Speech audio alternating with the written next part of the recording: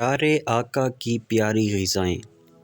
اس video میں ہم یہ جاننے والے ہیں کہ ہمارے پیارے نبی حضرت محمد صلی اللہ تعالیٰ علیہ وآلہ وسلم کو کون سے پھل، کون سی سبزیاں اور کون سی غذائیں محبوب تھیں اور کون سی غذائیں پیارے آقا علیہ الصلوۃ والسلام نے تناول فرمائی ہیں، اور اس بارے میں اور ان کے منافع کے بارے میں پیارے محبوب صلی اللہ علیہ وآلہ وسلم نے کیا ارشاد فرمایا ہے۔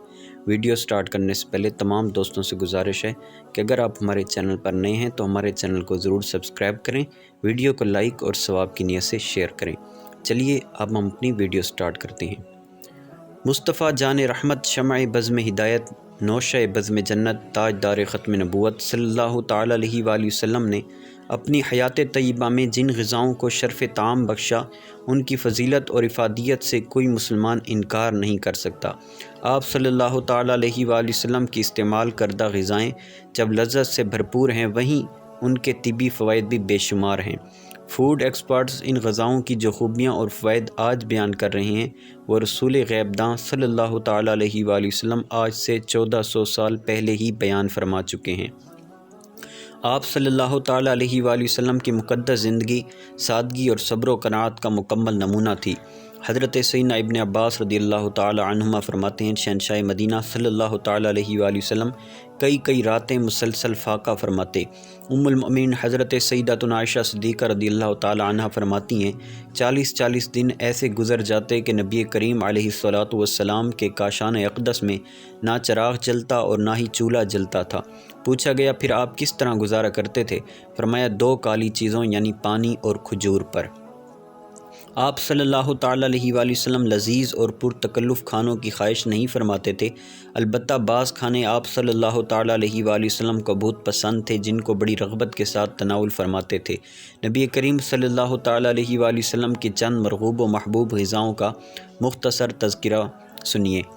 کدو شریف۔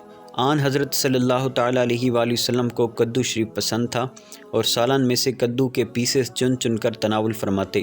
آقا کی پسند، اپنی پسند۔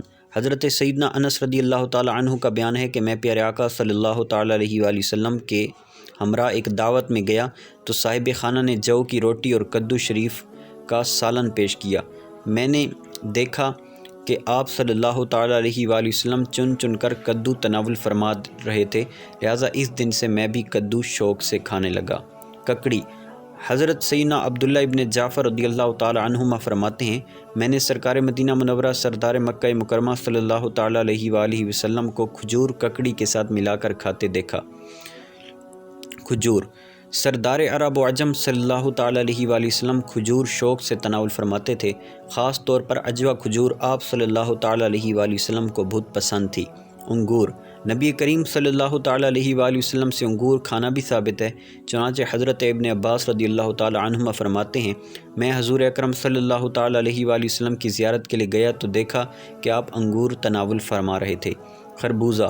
حضرت سیدنا انس رضی اللہ تعالیٰ عنہ فرماتے ہیں، صاحب معراج صلی اللہ علیہ وآلہ وسلم خربوزے کو تر کھجوروں کے ساتھ تناول فرماتے اور ارشاد فرماتے کہ خربوزے کی ٹھنڈک کھجور کی گرمی کو ختم کر دے گی۔ پیلوں کا پھل۔ حضرت سیدنا جابر بن عبداللہ رضی اللہ تعالیٰ عنہما فرماتے ہیں، ہمارے پیارے آقا صلی اللہ علیہ وآلہ وسلم کے ہمراہ چلتے ہوئے پیلوں چن رہے تھے۔ آپ صلی اللہ علیہ وآلہ وسلم نے ارشاد فرمایا، جو پیلوں کالے ہو چکے ہیں انہیں چننا، کیونکہ یہ بہت لذیذ ہوتے ہیں، جب میں بکریاں چراتا تھا تو اسے کھایا کرتا تھا۔ تربوز۔ نبی کریم صلی اللہ علیہ وآلہ وسلم تربوز شوق سے کھاتے تھے، نیز آپ صلی اللہ تعالیٰ علیہ وآلہ وسلم نے انار اور شہتوت بھی تناول فرمائے ہیں۔ ٹھنڈا پانی۔ عموماً ٹھنڈا میٹھا پانی پسند فرماتے تھے، دودھ کی لسی بھی پسند تھی، مگر وہ کبھی کبھی نوش فرماتے تھے، لیکن یاد رہے وہ ٹھنڈا پانی آج کل کے برف ملے یا فریج کے پانی کی طرح نہیں ہوتا تھا۔ دودھ۔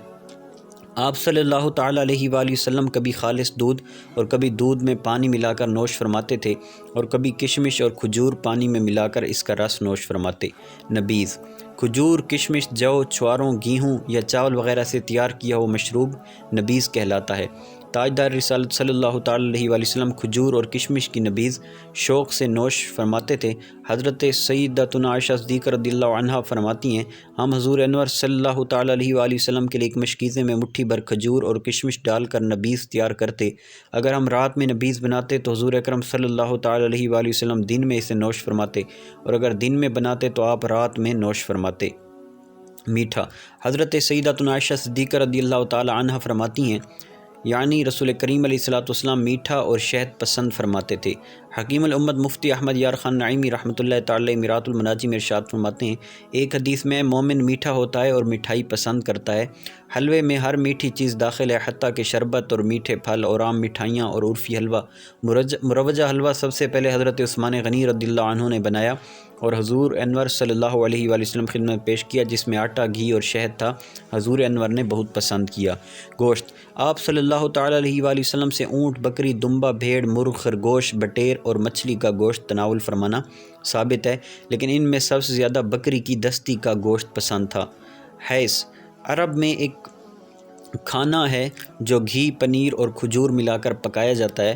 آپ صلی اللہ علیہ وآلہ وسلم اسے بڑی رغبت کے ساتھ کھاتے تھے۔ سرکہ، حضور علی وقار صلی اللہ علیہ وآلہ وسلم نے سرکہ نہ صرف تناول فرمایا بلکہ اسے بہترین سالن قرار دیتے ہوئے فرمایا، سرکہ کیا ہی بہترین سالن ہے۔